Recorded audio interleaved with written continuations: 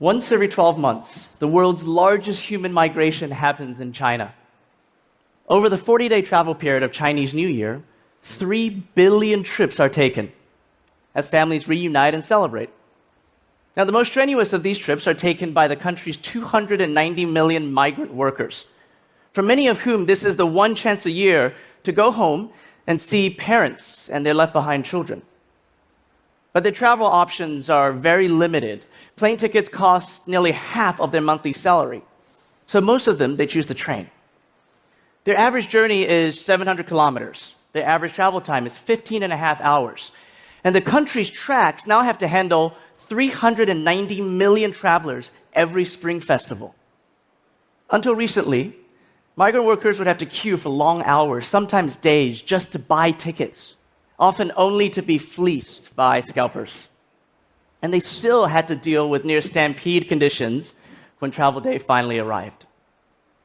But technology has started to ease this experience. Mobile and digital tickets now account for 70% of sales, greatly reducing the lines at train stations. Digital ID scanners have replaced manual checks, expediting the boarding process. And artificial intelligence is deployed across the network to optimize travel routes. New solutions have been invented. China's largest taxi-hailing platform, it's called Didi Chuxing, launched a new service called Hitch, which matches car owners who are driving home with passengers looking for long-distance routes. In just its third year, Hitch served 30 million trips in this past holiday season, the longest of which was further than 1,500 miles. That's about the distance from Miami to Boston. This enormous need of migrant workers has powered fast upgrade and innovation across the country's transport systems. Now, the Chinese internet, it has developed in both familiar and unfamiliar ways. Just like in Silicon Valley, some of the seismic shifts in technology and consumer behavior have been driven by academic research, have been driven by enterprise desires, with the whims of privilege and use sprinkled in every once in a while. I am a product of the American tech industry, both as a consumer and a corporate leader, so I am well acquainted with this type of fuel. But about a year and a half ago, I moved from my home in New York City to Hong Kong to become the CEO of the South China Morning Post. And from this new vantage point, I've observed something that is far less familiar to me, propelling so much of China's innovation and many of its entrepreneurs. It is an overwhelming need economy that is serving an underprivileged populace, which has been separated for 30 years from China's economic boom.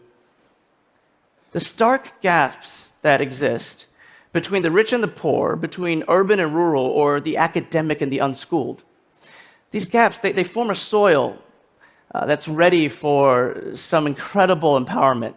So when capital and investment become focused on the needs of people who are hanging to the bottom rungs of an economic ladder, that's when we start to see the internet truly become a job creator, an education enabler, and in many other ways, a path forward. Of course, China is not the only place where this alternative fuel exists, nor the only place where it is possible.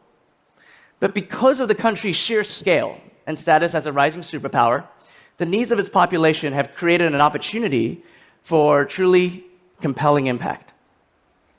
When explaining the rapid growth of the Chinese tech industry, many observers will cite two reasons. The first is the 1.4 billion people that call China home. The second is the government's active participation or pervasive intervention, depending on how you view it.